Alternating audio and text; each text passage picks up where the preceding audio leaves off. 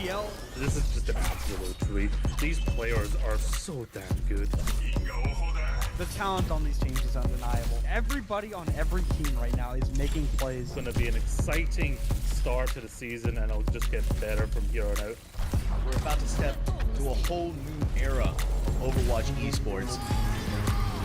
So much exciting action is happening here on CGL that you do not want to miss. Look who's starting it all off. It's Raven. No one necessarily figure out what is the right way to go just yet. What a nice roll through one thing. It's just gonna solidify everything within those. Does come back, and Arsario gets the mech, but I don't need a mech. I'll kill 4 anyway. This is just a highlight reel for Arsario right now. They're making a statement in the EU Masters here. This patch is still incredibly fresh. There's so much to learn, so much to change about the way we play the game. NKC, but the shatter is colossal. Let's get it going. Trades keep coming through. Lores, you're gonna be able to find these shots true. Idu on the overclock with 2. Here comes an Amplify immediately goes back to fine skills, slicing and dicing their way through 2-3. So back and forth.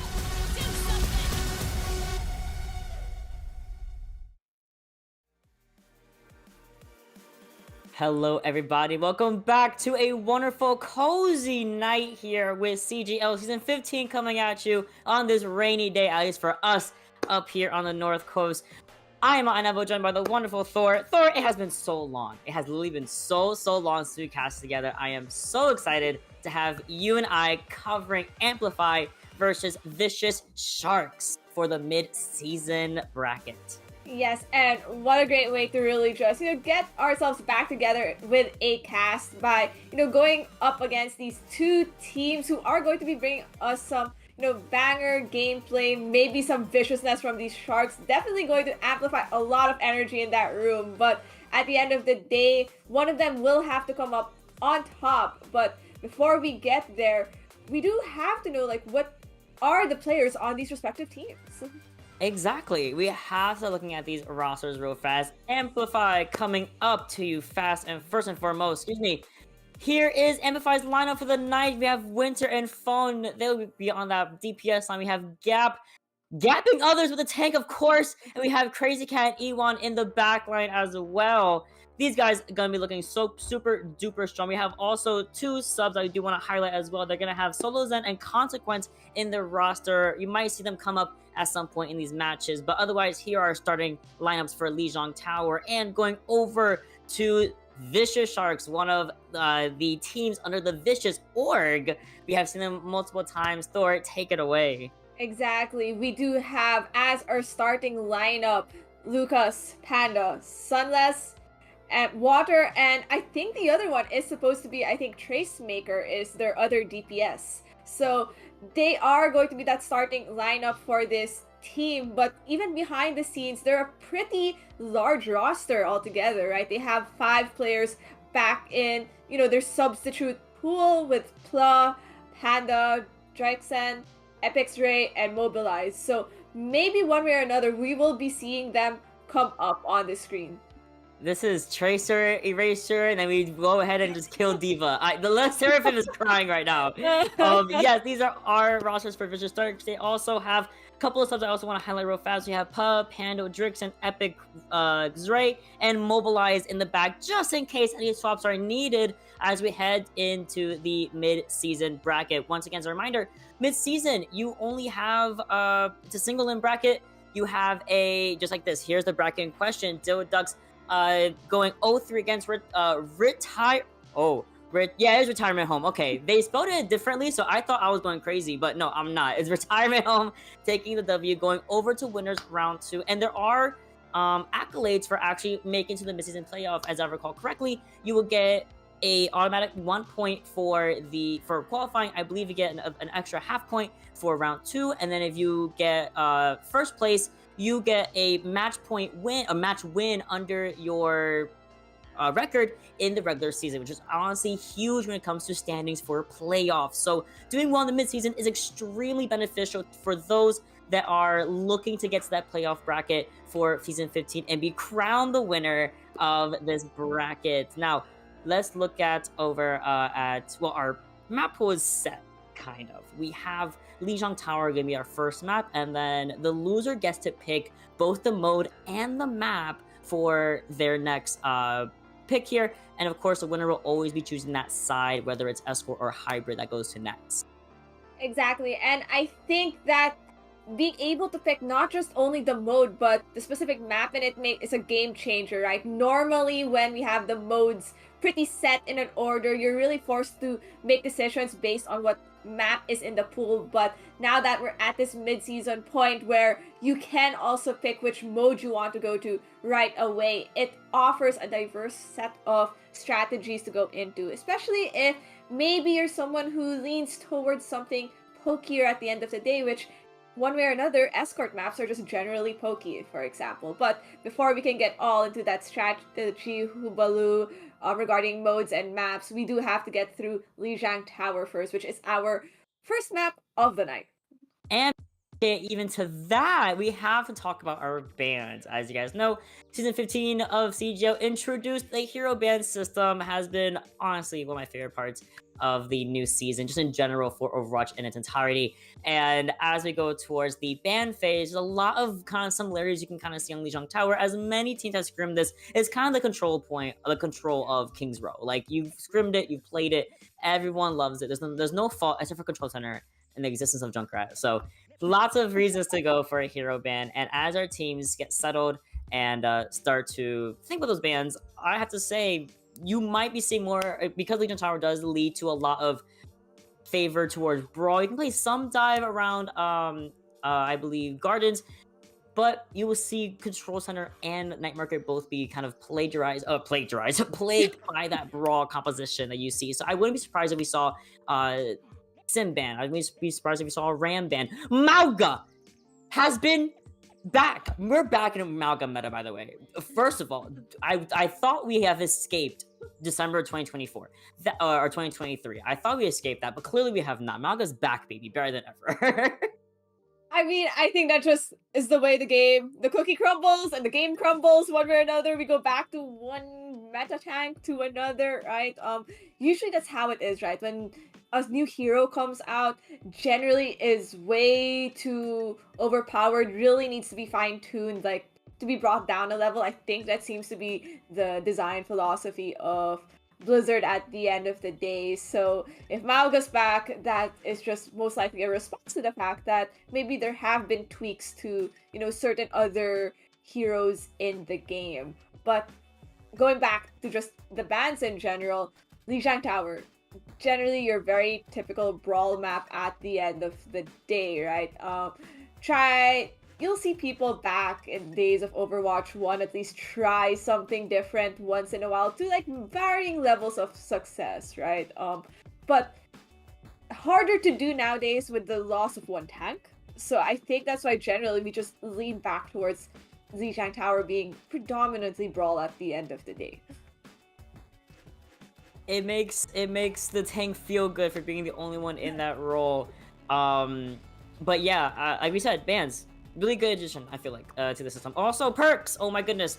The good kind, of course. We have perks also back for us here. They were, you know, the first time they were coming in, we had to, like, chill, you know, don't play perks on the week that they released. But now, perks have been also one of my favorite things in the game that they have introduced. And now, as you can see, the ban screen, lots of characters to choose from.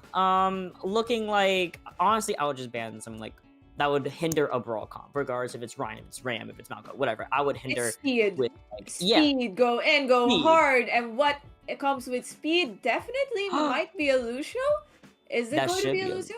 That should be a Lucio. Because respectfully, Juno, I don't think of you when I think of a speed character. I think of Lucio. And if they're going to be throwing in a support ban in there, it's probably going to be a Lucio. It inhibits Ram, Ryan, Mei. It inhibits all these slow characters that kind of really do benefit. Yeah, there he is, my Brazilian king. They killed him. Oh my god, Thor, I can't believe it. I'm going through some tough times right now. But that's the first ban. Now, second ban, meaning Amplify cannot ban a support. They have to go for a tank or a DPS ban here. think at the end of the day, we'd probably expect something along the lines of a tank, but I wouldn't be surprised if they want to go remove some pesky annoying DPS characters at the end of the day. So if we're thinking about what's strategically normally Lijiang Tower, it'll be something like a Symmetra, which, you know, at the end of the day is banned by Amplify, which makes complete sense if you think about it. Symmetra could be played in not just Control Center, she could also be played in Night Market. So I think it's a strategic ban because you're at least ensuring one of the maps within Lijiang Tower goes in your favor. This also means that we're likely going to be seeing more. I love that Winston joined Le Seraphim. I'm sorry, I gotta shut up for that. Winston is now part of the Le Seraphim crew. I love that for him. In fact, he better get a skin in the Part 2 collab. But with the ban of Sim, with the ban of Lucio, we likely are going to be either seeing a more traditional, slower paced brawl that just goes for sustain and survivability rather than speeding onto and evaporating everybody. With maybe we can see the Bap come back. Oh my goodness, Bap, baby girl, I miss you. We could also see just Juno instead. We can go in. We can see a all in with like. I can already see it. The Kiriko making comeback. Juno replacing the Lucio. I can already see these ideas coming to fruition, and we're starting off on Night Market just like that. With oh my goodness, is that a Risa and Amalga I see Thor? It all goes back. It all goes back. But also, if you want to think about going back, is if Gap stays on this Orisa for the whole duration of Lijiang Tower, he might opt to get shield. And we're just gonna have OG Orisa back, and that would be very fun to see as like a perk in general or how it works. But both teams coming out with pretty much the same speed character that's only left available with Juno. So Juno break somehow come back again. Juno coming back for Lucas and Water in that backline for Vicious Sharks. But you see the rotation first. Vicious Sharks going in to secure point objective, or at least secure the area about the point. But Phone on the backline on the Sombra, who also has been kind of making a sleeper reappearance as a character in greater play. I'm a big fan of C, but Panda falls up on that attempt to teleport to get out from Phone, and this fight has been so back and forth. But it's still gonna be Vicious Sharks kind of taking over the fight, even without their tank, even with Panda kind of coming in and finishing off a lot of what the team has started. Yep, and that's actually crazy because Vicious Sharks lost the first death in the lobby has been Water on the side of Vicious Sharks. So they held that point, which is Lucas keeping them alive. So Lucas already at that 50% mark for Brig ultimate, which is pretty hard to imagine at this given point, given comparison to U1. So they are sitting pretty with Panda building towards a Pulse Bomb, which is probably going to stick onto a Peskier Sojourn or maybe another Juno. Let's see if a stick will happen. Maybe it will, but Phone's trying to go for something really devious, and Panda on the other end of that. So the two flankers kind of on the opposite ends of the corner of the game here. It's basically a 4v4 until one that gets involved. But there's a stick you're talking about. It gets a double whammy. Winter accidentally sliding into Phone and helping Panda get that double kill with no effort. And now that's giving the Sharks an opportunity to push right in and force Amplify back into the back line, into their spawn room. Amplify working with 4 ultimates in this next fight, at least have something to work with. On the side of Vicious Sharks will only have Water to sustain through them, so an aggressive overclock from Winter is a great way to start things off. It absolutely is. Lots of space being made for Winter here. They dare to peek their little head out. Is Torterra, but we're re-entering the scene back with a strong orbital ray right down the split center of Lijiang here of Night Market. Beautiful Terror Surge. It finds Sunless with no slide. Rally does get procced here just for the extra sustain, but likely not for very long is what I would say. Lucas surviving, Panda getting the kills, forcing the backline into an uncomfortable situation of the spawn room, and Gap kind of left by their lonesome. They have to touch your Thor. They're at 95%. It looks like it might be Phone trying to touch with this EMP online, but it has to get someone, gets a Juno, might be one, and that's exactly what they need to turn the point around. Oh, huge. That's beautiful. They go for the EMP on Lucas. Gap finishes it off. Oh, excuse me, EMP onto Water. Gap finishes off both supports, and then they have no backline. Everyone triples in his daggers and dies. Torterra, however, has that cage, and we have another Pulse Bomb, which might prove to be another big one. Yeah, but I think if we maybe potentially proc that rally early, at least you could get through that push that Vicious Sharks will likely attempt in this next engagement. But I think for Amplify, your next course of duty is to build towards ultimates to work with, as Cage is committed.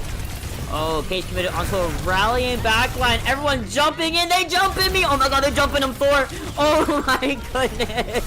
Unfortunately, for the side of Amplify, that was going to be enough to deter them from continuing to keep this point in their favor here. Lucas, beautiful rally to keep themselves and Water alive here.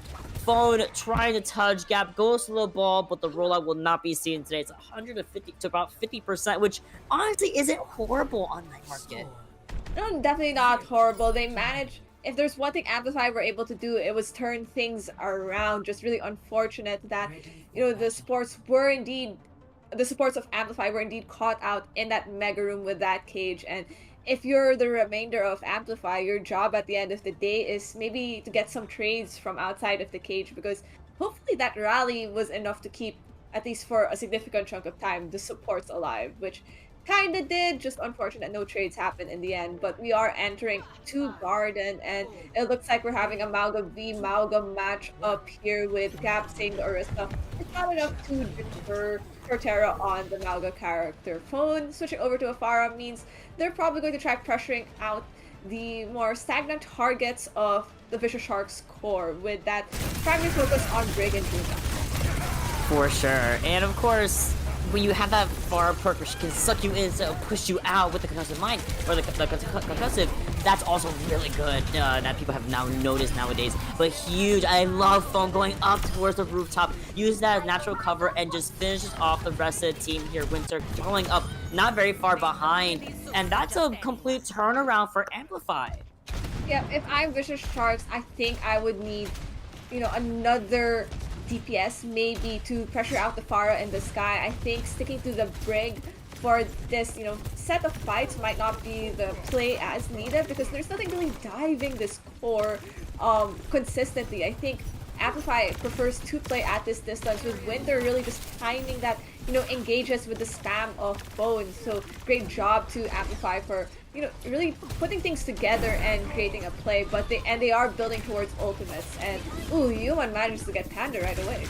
Oh, very nicely done from Juan, just getting the first pick here to Panda, and then even without their Tracer, Vicious Sharks looks like they want to push in anyway. We've lost Phone, which is unfortunate, but still a trade-off that I think Amplify can take. Oh, not until we lose our Kiriko, I fear. Winter not too far behind, but not without getting someone before they die there. Hilarious. But Vicious Sharks brings it right back. Good stall from Amplify to get to 53% before the flip.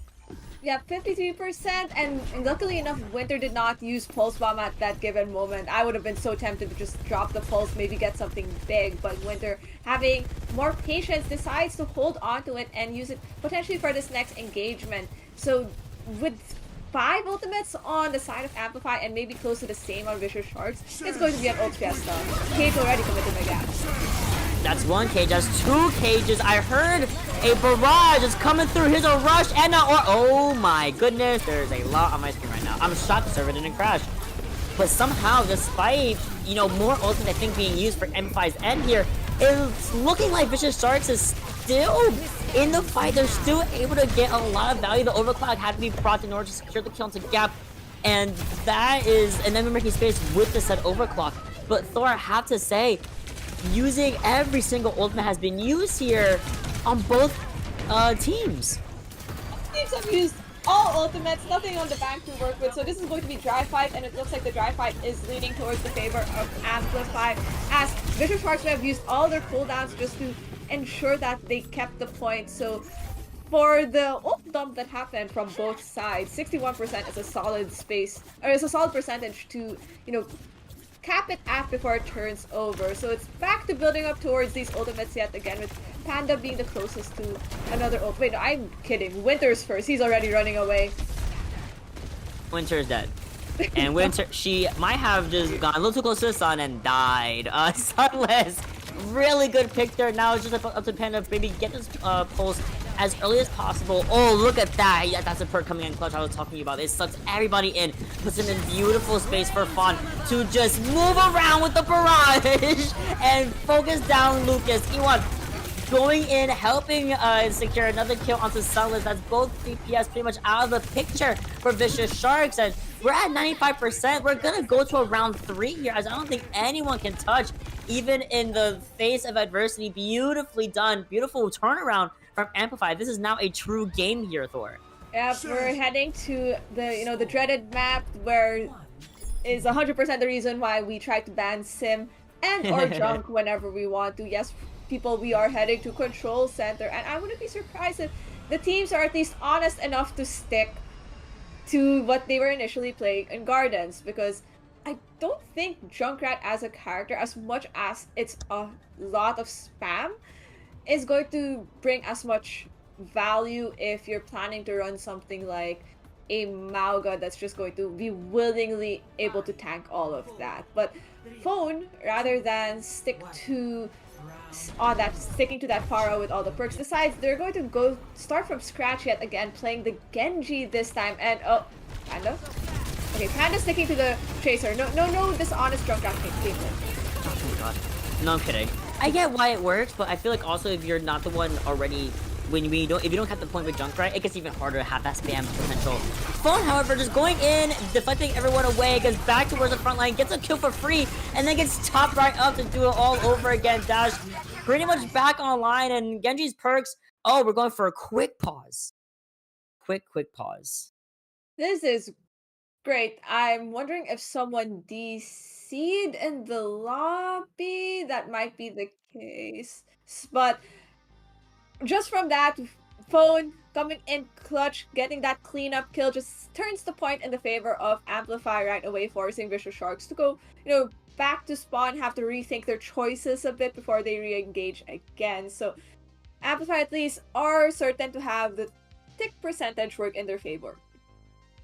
Absolutely, and you see how I'm so upset that Mauga's back, because I was really like, yo, it's okay, we're gonna see like Ram, we're gonna see Orisa, and then we're gonna see like other tanks, or maybe a Reinhardt if you're really lucky that day. Double Mauga, and the instant that Amplify swapped off the Orisa and went over to the Mauga, you basically just even out the playing field, and it really just goes up to your DPS, which, I mean, Winter and Phone were on top of it, and in the backline, it wasn't dying on second round. So now that we've gone to the Mauga, it's very even. It's really just up to the DPS to really shine with their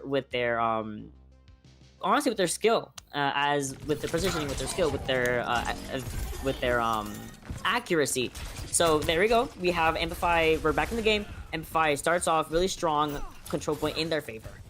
Yep, with Vicious Sharks at least making sure they take this initial open space to ensure that Amplify doesn't easily push up and block any engagement. Amplify opting to still stay on the White Room side, waiting for that push of Vicious Sharks, because I think that's their go signal of how they want to pincer, and that's exactly what's happening. Ooh, double cutting overdrive has been proc from both Maugas here. Phone super low, gets called out by Water in the back line. Phone still finds one beforehand, so it's a trade-off of DPS and the support. Looking like we're seeing ourselves in the White Room, pushing Takara back to go around towards the main area of the Control Center here. But it looks like their pitches a little bit split between the switch on the left side and then the Mauga on the right side. Phone in the back line, making sure everyone's so distracted because it takes care of Panda. Now a non-factor. Gap has the cage in the back pocket. Winter use the overclock if necessary in that big open, big long sight line. Ooh, Orbital comes through, but Taylor is not going to get any of that added benefit. Lucas gets their one, but it's all for naught for the Vicious Sharks. Unfortunate that the orbital ray of water was not enough to get them through, but I think that's one thing we have to take note of with some of these ultimates, is that they're not just an instant get your HP back to full health. You really need time for the HP to also come back along with the orbital ray, and that it was just not enough to keep Torterra alive, who has a cage. So we're going to see a bunch of ults come online, maybe another cage v cage scenario as they're waiting to engage. Oh, there's a big cage, even better orbital ray right in the middle of it. There's a Thor, there's a lot of things going on my screen right now. I see 4 ultimates pop from Amplify. I see 4 ultimates pop from Vicious Sharks. Except for Sunless, who had the integrity to maintain this overclock, but we stalled long enough for the win in favor of Amplify. 2-1, a very close series, and they just took that momentum and ran with it on third round.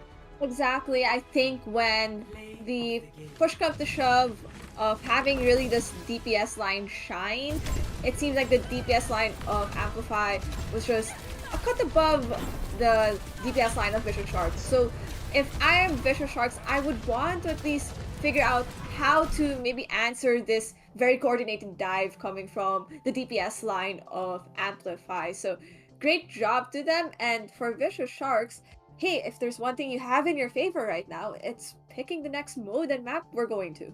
Absolutely, they have the power to pick the mode and the map, and as a reminder, we have a really big map pool given to us. We have, of course, everything but Clash, thank God. We have Hybrid, Push, Flashpoint, Escort, and pretty much, I believe, every map within those categories are open, save for, I know there's no Junkertown, there's no Numbani, but, you know, the good maps, they're there. The good maps right there, that's all we care about. The good maps right there, we do not have to deal with Numbani. That's true. Wait, that's true. There's no Numbani. There's no There's no Junkertown. Junkertown. There's no Circuit. There's no bad maps. There's literally no bad maps. Bad maps. Okay, let's go, guys. We did it. It's very much like it gears a little bit more heavily towards brawl, and like some poke, some dive can be played. You know, we have Blizzard Rule sprinkled in there. We have Esperanza sprinkled in there. Rue is sprinkled in there, just to give a little bit of variety. But I do feel like with the map pool, being this expansive, it kind of does give us up to a brawl, and clearly these two teams are very proficient at that brawl with the Malga, with the Orisa that we saw earlier. And they have, and you were talking about the DPS of the Soldier and the Genji having that really good coordination on dives on certain characters, and it's just a callback to what we saw, I think, the meta right before perks were introduced, and that was the Malga, the Sojourn, the Genji. It was the Juno Brig at the time that was more popular, but I think the backline has really flexed itself enough to open up to a lot more backlines, but no Lucio, no Sin means we're just gonna go Juno, baby. And speaking of bans, we gotta do those real fast first. Yeah, and that's really just how it is. But speaking of maps, Vicious Sharks, leaning still potentially to brawlier kinds of setups, at least brings us to Blizzard World, opting to stay on, what we might have expected is the usual map type orders, but hey, Blizzard World, personally one of my favorite maps. I've had good memories with Blizzard World. I know you have very different opinions of it, Ati.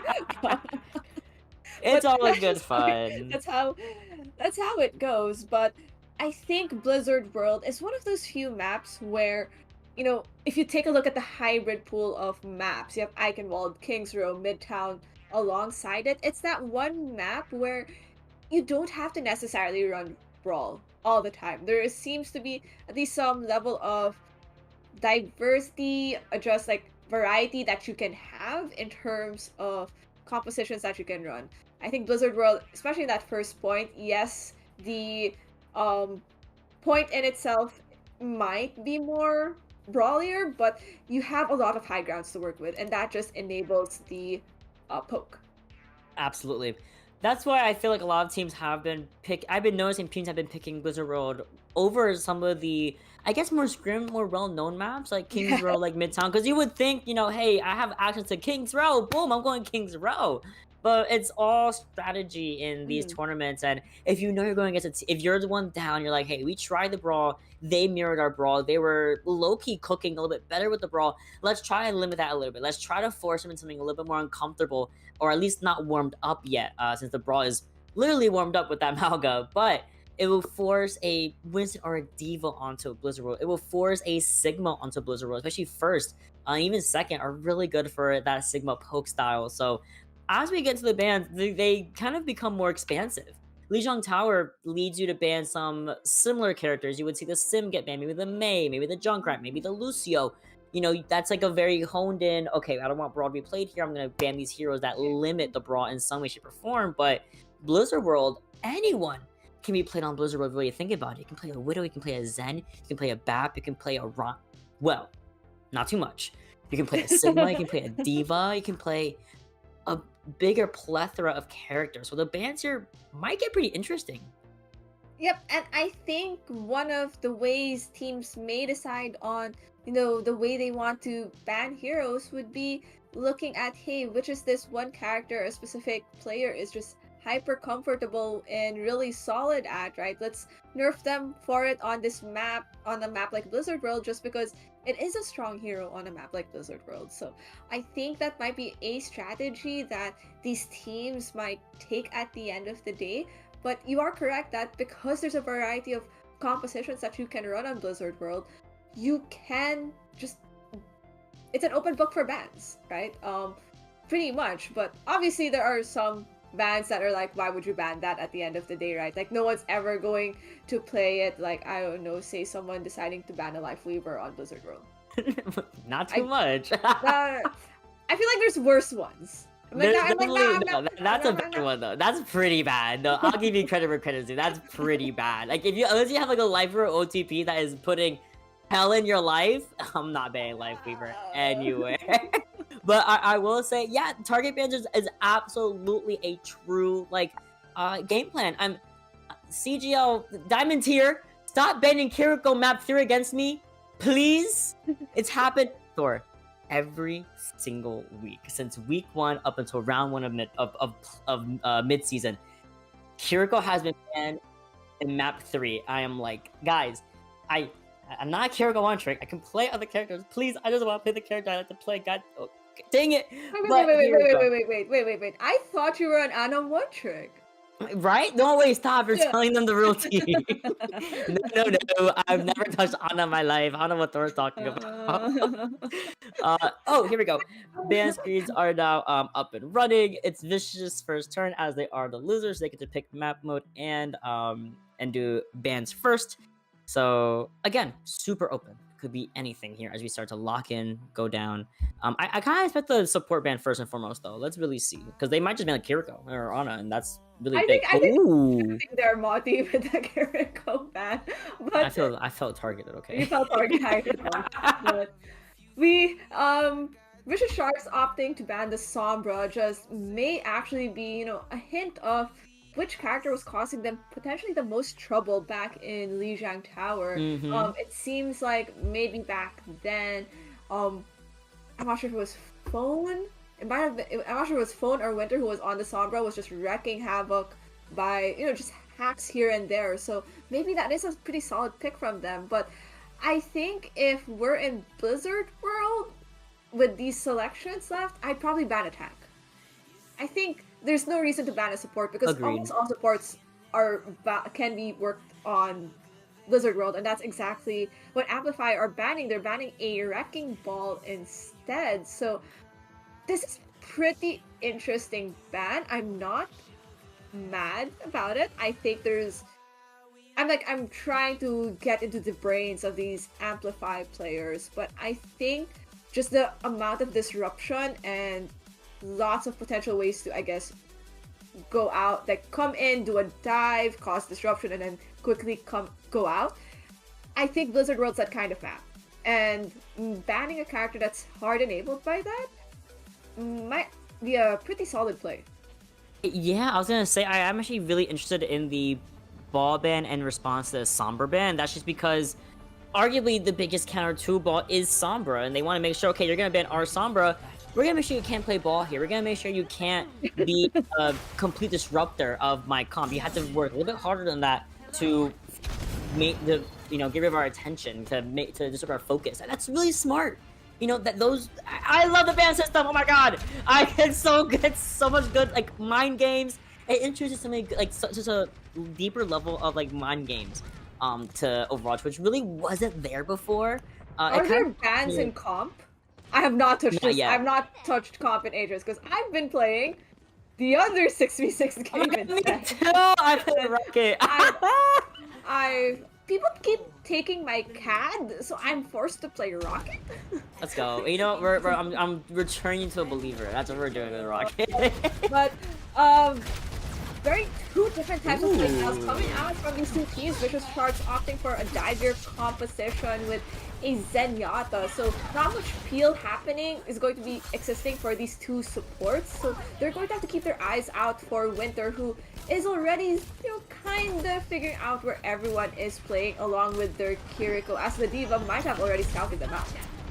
For sure, and that backline is super slow on Vicious Sharks, but they have so much damage potential with the anti-nade, with the Discord Orb.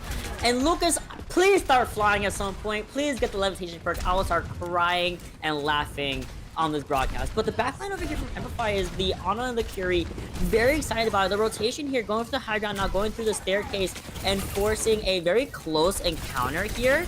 And Lucas might have gone a little bit too confident here as they try to 1v1 Winter, and my Ana waters so far out. I mean, we get a couple of trade-offs with the DPSs and the support of Amplify, but they're going to be coming back a lot faster than Vicious though. Yeah, it looks like there's a lot of peel coming from the side of Torterra, but it's not enough to keep the DPS who are still left alive from Vicious Sharks. I think the D.Va might as well reset. Torterra should have just jumped off the map. Even the D.Va mech. Like a hot take. They're now just trying to take a trade at this point, and this is going to be some level of a struggle as the final blow from the Orisa should be there to clean it up. No, Clone takes it instead, so that's a lot of time dwindling down already for Vicious Sharks. Now, you see... I agree. Gross. That was the gross. world's longest dagger. Can we get done on that? That's so gross. I need stats for that ASAP. But Phone already and Winter towards their ultimates. So you could already see how much work they've done into the, I guess, rotating backline of Vicious Sharks. Unfortunately, it's also the same for the support line of Vicious Sharks. They already have ultimates to work with Water, already having Nano online, definitely going potentially on this D.Va or maybe Panda on the Tracer to ensure their survivability one way or another, wrecking havoc when they can. Oh, big stick onto the Tracer. Panda, no recall to be seen there, just kind of docked there by Winter. So trying to find the pick onto the Phone, who hasn't been able to use the barrage yet, we had to mention earlier. Big TP from Ewan, but gets found out by Torterra, who has the Leap Bomb ready in the back pocket whenever possible. They will not be staggered today. And they're gonna get this Ana as well. Winter gets nanoed. Huge actually for them, but here comes the bomb. They get the remake and they get taking this a little bit longer, but I'm not sure if I want to contest this with about only a minute to spare, and you know that your team's not gonna be able to come back in time. They gotta go for a fair... Hello? Please! Please! Just jump off! Please! Amplify only having to use, I think, two ultimates in that fight. Vicious Sharks having to use 3, so... Oh, sorry, not 3, 2, because Lucas just switched to the Kiriko, understanding that maybe they need an answer to these antis, and, Zen's still a very diveable character. If there is no peel, it's so much harder to play the Zenyatta, so... If I'm Vicious Sharks, I would want to open maybe with a big pick on the Pulse Bomb, but no, what they get is a D-Mech instead. Oh, D-Mech into Terror Surge, into Anti-Nade, into Kitsune Rush! Yeah. Less than 30 seconds on the clock here, coming in for this, honestly, last fight. And honestly, Vicious Sharks, they have to explode. They have to get to the point as fast as possible. I would almost rotate around Tavern and just go right to the point. Yeah, I 100% agree. I think you need your Tracer to do that rotate at the end of the day, because as much as Panda does have that Pulse Bomb, you need someone to at least contest the point, but it looks like there is not enough time with a rollout on this Lucio to touch the point. Water doing the worst, but I don't think that's enough. It's not gonna be enough, but you know what, Water? That was really cool. I'll give you your flowers. That was cool. That was like the clutchest rollout, the clutchest touch I've ever seen, but unfortunately, the rest of the team of Amplify just kind of had Vicious Sharks in a chokehold. Literally in the choke. Yes, exactly. And if there's one thing that Amplify have done is they have set themselves up for what is their win condition, right? Just that 33%, that first tick onto the first point. And if I am Amplify, I think one of the best ways to do it, and this is what my former teammate from like years ago has said, is why don't we just like build towards all 5 ults and then just dump it? It's a plan. You have more than enough time to do it. Exactly. Exactly. And Amplify have decided they want to do dive. That's a dive, yes. I think the Widowmaker might be for the one-shot potential out of spawn, right? Hopefully get someone on that high ground, because if we look at the composition that Vicious Sharks is running, they would want that high ground. They would want to at least take some of that poke from that high ground, make it a bit difficult for Amplify to rotate first and give Crazy Cat a really good advantage in that high ground. But I think what Vicious Sharks have to do at the end of the day is to make Amplify work for this tick, right? Put it to a draw. It'll be funny, I swear. Oh, almost was gonna get Lucas and Hayari the head, narrowly, you know, hiding back here. Oh, Phone, you have the Noir Eve exclusive skin? My bad, I see you. Okay, rep. Alright, we have Gap on the Winston. They're all going for a dive here. They want to go fast. They have Phone back onto the Pharah. They're going for a sneaky rotation around the back area to kind of push Vicious Sharks back away from that high ground. And you kind of seen how much space Sharks have given them. Look, they're on the coast. Thor, they're just on the coast and they can't do anything. They have to rotate back away from this high ground. A good rock comes through, but Gap, oh, Gap low-key gets called out so quickly, but that's the only thing that's gonna happen. Phone does get their one. Lucas gonna be coming back pretty slow here, but I think Vicious Sharks have cleaned up a lot of their game just by swapping the comp around a bit. Yeah, Crazy Cat a bit stuck on no man's land. We'll have to deal with this Tracer, so we'll probably be managing cooldowns one way or another. Who wins, an Ana or a Tracer? It'll be funny if it's the Ana, but Panda having to be forced recall decides, no, I regroup with my team, especially when everyone in Amplify is back, probably attempting to do another re-engage on this high ground. I think the important character to get at the end of the day here is Water on Sleep committed, but it's sticking the point. It's sticking the point. They touch? There we go. They got a touch now. Oh, big Antinade. Big trade-off. Antinade. Gap goes back to the Ana. Like, no, please heal me. I don't want to die with this Antinade. Please. Someone is trying to find a pick onto Crazy Cat here from the coastline, but it's not gonna really last all that long. It was only a matter of time, honestly, for Amplify to take this one tick in their favor and go 2-0 in this series so far. Match point in favor of them. Yep, match point in favor of Amplify, and if I'm Vicious Sharks, you could already sense the gears in their heads turning, right? Amplify have shown a very solid brawl. They've also shown a very solid dive composition in their Blizzard World attack. So I think what Vicious Sharks need to reconsider is, well, if they're really good at both of these compositions, there's also a chance they're going to be solid in poke at the end of the day. I think it might just be then a question of tempo, because what seems to be happening in a lot of these fights is that rather than, you know, engaging or creating some form of an opening, capitalizing on these rotates, it seems like Vicious Sharks are playing that waiting game. And sometimes when you're playing against a dive composition that, you know, needs time to set up, right? The best way to deal with it is to cut that rotate, to make the rotate a struggle, get a pick in that, you know, in that rotate, in that struggle. So I think that's something that Vicious Sharks need to consider. Yeah, for sure. They absolutely do. They're kind of getting out tempo. They're kind of just letting things happen. They're playing more reactively than proactively, which some comments okay. You know, poke, you want to, you know, kind of take out everyone's resources before they even get to you. But otherwise, if they're going to go for honestly, a tempo change, I would aim for a flashpoint or a push, but that's up to them to decide right after this really quick break. So don't go anywhere. Be right back with whatever could be our map 3.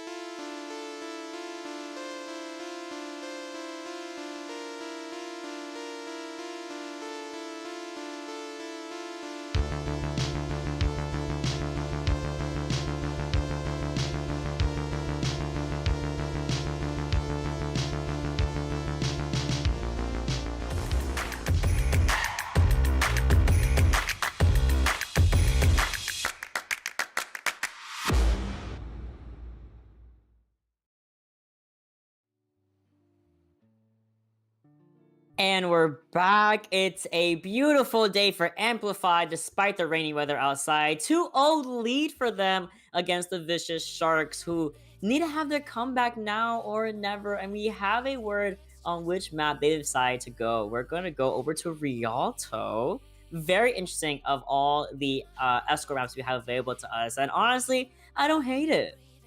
Yeah, I don't hate it either. I think this is an attempt by the Vicious Sharks to bite back and change things around, right? If there's one thing we have at least hinted about escort maps in general, is that they are poke maps, generally speaking. So lots of high grounds to work with. So this is going to be a lot of heavy lifting one way or another from your DPS line to land the shots, especially if we see phone yet again on the Pharah, because if there's one thing that Rialto at least is still known for one way or another, is that you could still play Pharah on it.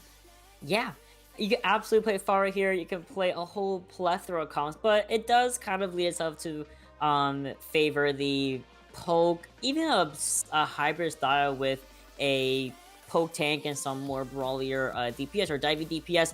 It's very lenient in that type of way, just because you have a lot of high ground. You also have a lot of cover with that high ground. You're not just like in a barren wasteland, literally, like you would see on like a Junker Towns, for example. But we are going to be going over to our bans, of course, as we go over there. Lots of different options we've seen here, but I feel like some of the more, I guess, default ones could just be a sniper ban. You can see a definitely monkey ban, a ball ban.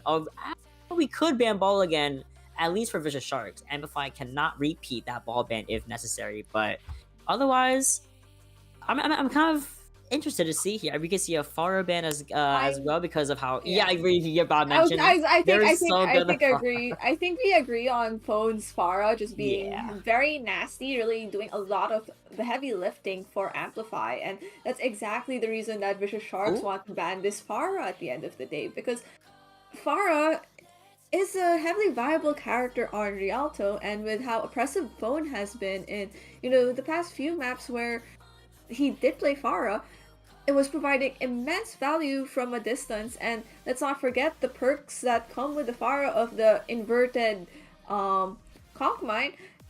It's just a game changer, right, for this character. So if I am at least Amplify, I would want to ban something that makes it harder to dive, limit the dive options, maybe, potentially. And I think you can do that by banning something on the tank side, and it looks like they have opted to ban one of the dive tanks, the Divas specifically. For sure. Very much limiting Amplify in that way, though. But they clearly have that flexibility with other tanks as well. I also want to mention real fast, we are going to be getting a quick substitute for the side of Vicious Sharks here. We're going to be bowing our Torterra for this third map, letting Pla in to fill in that tank role as well, which could be really interesting. As you can see here, Pla, that's your favorite character, has unfortunately been banned, but I am very confident you know how to play other tanks needed here for this start of a reverse sweep, ideally. The Vicious Sharks on their last leg. They have a chance on attack and defense to bring it back, and why not do it on Rialto here. Also, I'm pretty confident, Amplify is going to also be choosing to defend first, so Vicious Sharks will have to bite, fight, and claw their way through that choke area on their attack phase.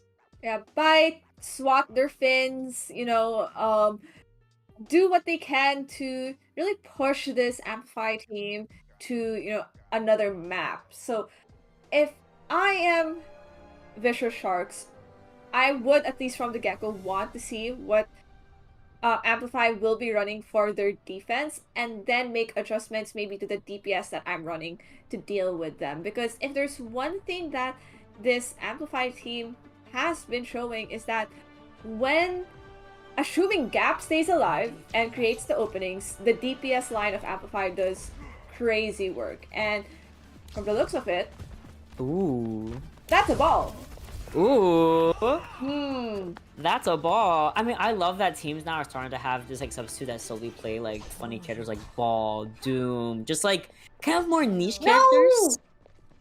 No. No. So because I'm Hispanic. Not no to you. Not no. To you. No, because I'm Hispanic, I like look around, I move while I talk. So I look away from the screen sometimes if I'm just naturally talking as I do. And I didn't see that they swapped, but I think Plo's like, no, I should go Winston. And team's like, no, go ball. So now we have the ball for sure. The day has been saved. Winter, I'm looking for on the Widow to get a first pick here, ideally. And a couple missed shots. We're going behind the car. Ooh, but it's Panda, who was a slight victim, but able to get out pretty easily. But Plez in this backline already putting a world of hurt. Or should be putting a world of hurt onto Winter. But Lucas gets the first pick here, sidling up on the Zenyatta. Luca's gonna try to fight Monkey on the high ground, and I think Gap knows well enough not to do that on his own, with the Genji just diving in right away. Lucas, smart hindsight, regroups with the team as the disruption is happening on the high ground. Amplify with picks coming their way, coming with Fisher Sharks. Yeah, they got 2 picks there. They traded off Lucas for a tank and a DPS, which I feel like that's an okay trade to make. And then Plug going all the way in, use the adaptive shields after being anti-nated from a Crazy Cat. But we are getting the world's furthest mini pack I have ever seen. Gap has swatched them out, has swapped to the manga here.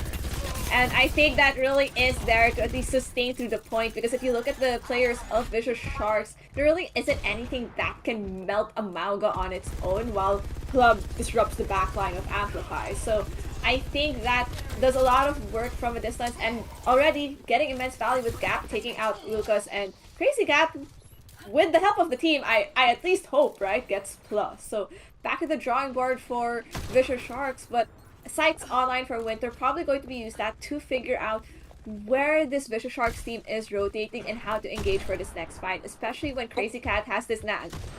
No sites needed! Never mind.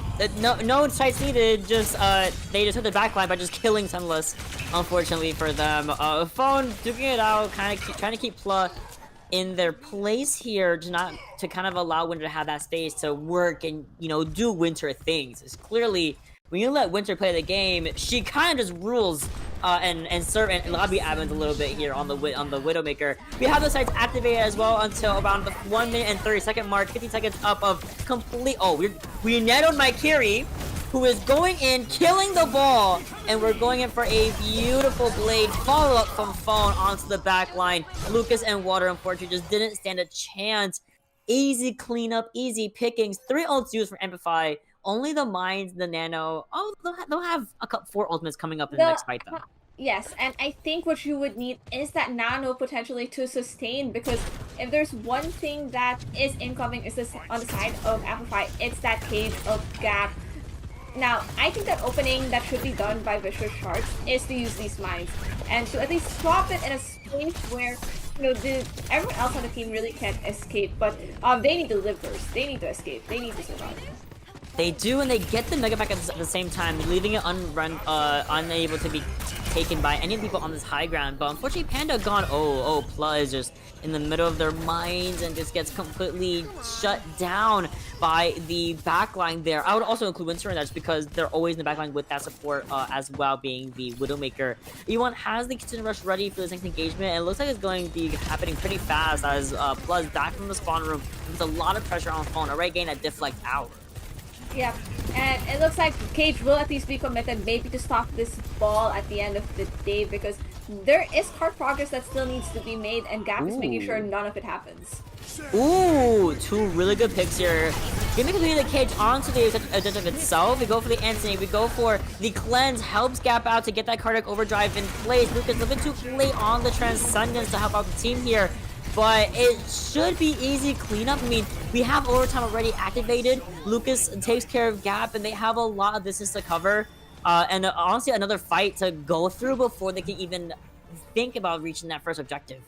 We have a Levitating Zen, I think, yes, is the perk we have seen. And if there's one thing this game has provided, it's that we have on us at Nano their supports, so we all wish we had that as support players. But at the end of the day, no ultimates online. Closest is going to be Crazy Cat with the Nano and the Mines of Claw, which they just need to survive, because that's something that could deny point. And the post from Panda might be massive here as well. Here comes Plug coming, rolling through, but unfortunately is not able to live long enough. Just 2% shy of that mine on the objective. We go for the pulse bomb, but it all is for nothing. But we are able to push it almost to first, which is holdable. That's holdable for sure. Oh yeah, 100%. That point of Rialto is holdable. There have been crazy long fights and overtime happening at that point, only to turn into the favor of the defense at the end of the day. So I think what the defense have in their favor, at least for Vicious Sharks, is that you have a better ability to trickle in. And especially where your spawns are compared to Amplify. Whereas Amplify, they really have to be intentional with their engages if the cart ever ends at that position at the end of the day. But seeing as how Amplify have been playing, I think there's a pretty solid chance that they may not need to do it, especially with these crazy plays the support line are doing. Let's see here. They're going for the Widow duel here with the double Widows. We have honestly no other changes to be seen besides just Sunless opting to go for the Widow rather than the Sojourn. It's gonna be a really tough call for Vicious Sharks here. The defense is gonna be really difficult, especially with the ball. I feel like ball is really good at kind of disrupting in a defense, but on the attack, I gotta see it happen. I gotta see Plug work their magic here. Lucas and Water staying on that really slow backline might prove to be really good. They're able to draw resources from Amplify, but with how fast they've been playing, I'm not sure. Yeah, and already Plus setting up on that high ground, hoping to maybe get a slam and figure out who and scout around what's happening. Very patient, making sure not to hit that phone on the Genji, and is already doing a bunch of work with that very solid ball tech. Well, there goes Sunless. Called out by phone almost immediately. Phone, oh, as I was talking about, I mean, Lucas gets a pick off with Erwin, so it gets a little bit of a trade-off.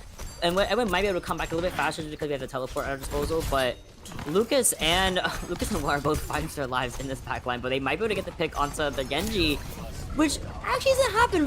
Really good retreat. We have back to the team here, gets completely healed up by the rest of the team.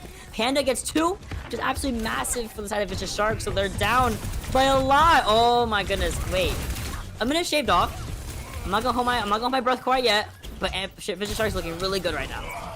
Yeah, finally getting the very pesky phone who has been really trying to dive on Lucas. So Lucas really playing a solid game, sticking by their honor as needed, and making it a bit difficult for phone to get value, especially when Yuan dies early. And I think that's what happened. Crazy loop by Plus slows down the push, I think, of Amplify with that kill. Okay, Plug kind of waiting out, getting healed up, helping Water build up that nano faster than Crazy Cat here. Which can be really imperative in his next fight. Lucas also relatively close to the Transcendence. Sunless, mid-rotation, mid-grapple, just gets blown off by Winter. Oh my god! 95% to another size, but we trade off the Widowmakers. Not the worst thing in the world. We also have the pulls ready for Panda. Phone coming up on that blade. It might be an ult dump fight here for Amplify. Look how close the cart is to the first objective. Yep, and I think that's what might they be deciding to play, but Sleep anti-committed to Gap, and they need to get out right away, but oh my gosh, they have somehow survived. They survived, and they were still stuck on like the smallest little chair in that room where the mini pack was. Panda's gone, the blade only got 1. We also have the sights activated. E1 going 1-1 against a ball. The mines are on point, so no one can really touch besides the top of the objective here. Please! Oh my goodness, 1 meter left. They haven't touched, but the nano onto Winter means that we are going to be taking care of Plug. And Amplify take it 3-0 against Vicious Sharks. Not gonna lie, Vicious Sharks really made that challenging for Amplify at the very last point, right? One way or another, the backline of Vicious Sharks were really marking Phone from getting any value, and we're very close to it. Just at the end of the day, once all the resources were gone, it was everyone else on the Amplify crew just cleaning up her Phone. So great job on this team at the end of the day, really pulling things together and making this a very clean 3-0 in their favor.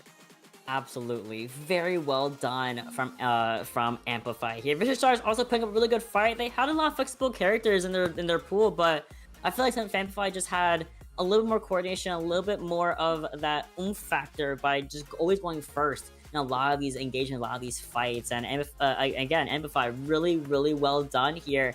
Easy, clean 3-0 to start off the mid-season. This does mean Fish Sharks is bowing out of the mid-season, but we'll see them back for the regular season for week 5, of course. So don't be too sad, my Shark people. We'll see them back soon enough. But otherwise, we're going to a very quick break to get our interview candidate ready and on this stream. So don't go anywhere. Be right back.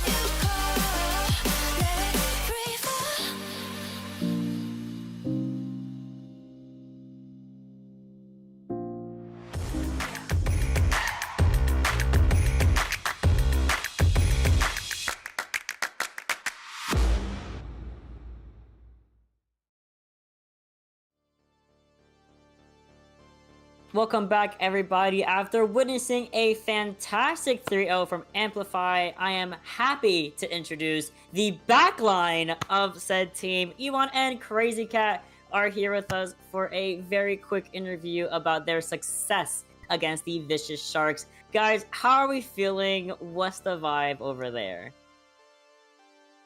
I think we're all pretty happy we just won. What happened? I think we're all just happy that we won, you know. Thanks No, for yeah. just simple as that, yeah. No, yeah, of course. You guys did fantastic in this series, and for mid-season as well, as you know, going forward a little bit harder as it gets onward. So what's the expectation as you go into mid-season? We don't really know who's in the tournament, to be honest, so it's a little hard to say. Well, I think that's a pretty good mindset to walk into, right? No really expectations on who we're facing and just really playing I guess what your team's gameplay and goal is on how you want to play the game at the end of the day. So I guess walking into your match for today, what was, I guess, the game plan the team had in mind? Because I think you guys started out first with, I think, Solo Zen as your other support on Lijiang Tower, and then switch to Crazy Cat, for map 2 onwards.